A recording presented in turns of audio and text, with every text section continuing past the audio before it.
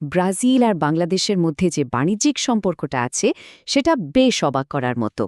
আর এর ভেতরেই কিন্তু লুকিয়ে আছে বিশাল এক সম্ভাবনা। আজকে আমরা ঠিক এটাই দেখব। এই যে বিশাল একটা বাণিজ্য ঘাটতি, এটাকে কিভাবে একটা দারুণ সুযোগে পাল্টে ফেলা যায়। আচ্ছা, চলুন তাহলে সরাসরি ডেটা দিয়েই শুরু করা যাক। স্ক্রিনের এই সংখ্যাগুলোর দিকে একবার তাকান। একদিকে ব্রাজিল বাংলাদেশে রপ্তানি করতেছে $2.66 বিলিয়ন পণ্য, আর অন্যদিকে বাংলাদেশ ব্রাজিলে কত রপ্তানি করছে? মাত্র $187 মিলিয়ন। এই যে আকাশ পাতাল তফাৎ, এটাই আমাদের আজকের আলোচনার একেবারে কেন্দ্রবিন্দু। দেখুন, এই যে বিশাল ব্যবধান, এটা কিন্তু শুধু একটা পরিসংখ্যান না, এটা আসলে একটা স্ট্র্যাটেজিক সিগন্যাল। এটাকে ব্যর্থতা হিসেবে দেখার কোনো কারণ নেই, বরং এটা আমাদের চোখে আঙুল দিয়ে দেখিয়ে দিচ্ছে যে লাতিন আমেরিকার সবচেয়ে বড় অর্থনীতিতে বাংলাদেশি ব্যবসার জন্য কি বিশাল একটা সুযোগ অপেক্ষা করছে, যেটা এখনও প্রায় ধরাই হয়নি।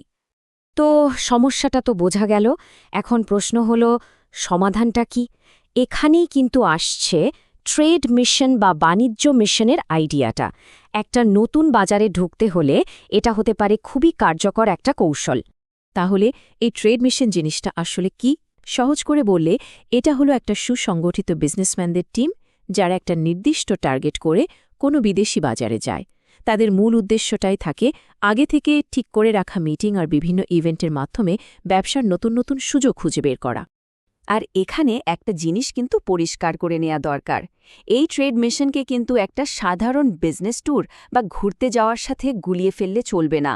একটা ট্রেড মিশনের সুনির্দিষ্ট লক্ষ্য থাকে, মিটিংগুলো আগে থেকে ঠিক করা থাকে, আর সম্পর্কগুলো তৈরি হয় একেবারে কৌশলগতভাবে। এর আসল ফোকাসই থাকে সত্যিকার অর্থে ব্যবসার সুযোগ তৈরি করা, যা একটা সাধারণ ট্যুরের থেকে অনেক অনেক বেশি কার্যকর। ওকে, ট্রেড মিশন কি সেটা তো আমরা বুঝলাম, কিন্তু প্রশ্ন হলো এটা কাজ করে কিভাবে? মানে কিভাবে এটা নিছক সম্ভাবনাকে সত্যিকারের লাভে পরিণত করে? চলুন পরের অংশে সেটাই দেখা যাক। এর অনেকগুলো সুবিধা আছে। প্রথমত, এটা একটা নতুন বাজারে ঢোকার প্রক্রিয়াকে অনেক ফাস্ট করে দেয়। যে কোম্পানিগুলো যায় তাদের একটা বিশ্বাসযোগ্যতা তৈরি হয়। বাজার সম্পর্কে অনেক গভীর তথ্য পাওয়া যায়, যা দূর থেকে পাওয়া সম্ভব না। আর অবশ্যই খুবই শক্তিশালী ব্যবসায়িক সম্পর্ক তৈরি হয়।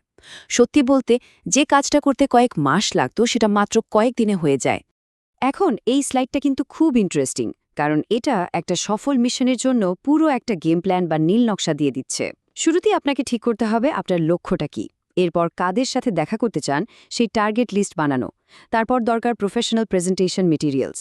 আর সবচেয়ে জরুরি হলো মিশন শেষে ফিরে এসে নিয়মিত ফলো আপ করা। এই প্রত্যেকটা ধাপই কিন্তু খুব গুরুত্বপূর্ণ। অনেক তো থিওরি নিয়ে কথা হলো, তাই না? এবার চলুন একটা সত্যিকারের উদাহরণ দেখি বাস্তবে এটা কতটা কাজে দেয়। আমরা সরাসরি চলে যাব ব্রাজিলের সাও পাওলোতে, যেখানে মেড ইন বাংলাদেশ এক্সপো 2025 এই কৌশলের একটা দারুণ প্রমাণ রেখেছিল। সাও পাওলোতে যে মেড ইন বাংলাদেশ এক্সপো 2025 হয়েছিল, সেটা কিন্তু কোনো সাধারণ ইভেন্ট ছিল না। ব্রাজিলের মাটিতে বাংলাদেশি পণ্যের এটাই ছিল প্রথম কোনো বড় মাপের প্রদর্শনী। বলা যায় এটা ছিল একটা যুগান্তকারী পদক্ষেপ। আর এই এক্সপোতে ফোকাসটা শুধু রেডিমেড গার্মেন্টসের ওপর ছিল না।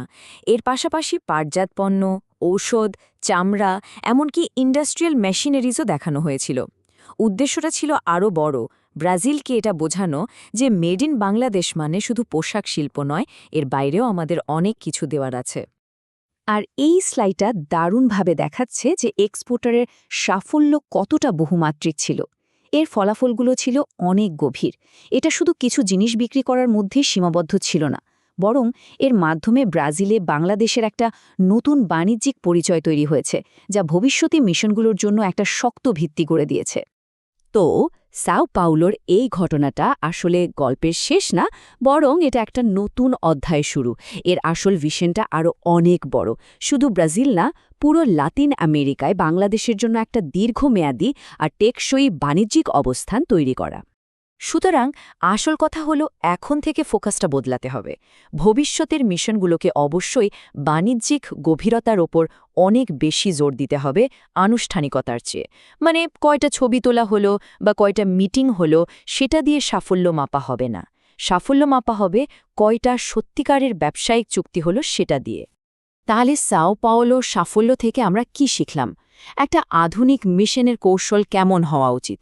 প্রথমত, আগে থেকে যাচাই বাছাই করা ক্রেতাদের ওপর জোর দিতে হবে।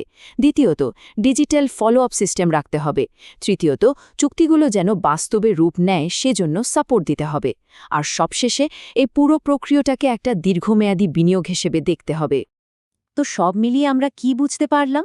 ব্যাপারটা হলো এই যে বাণিজ্য মিশন, এটা একটা অত্যন্ত শক্তিশালী একটা টুল।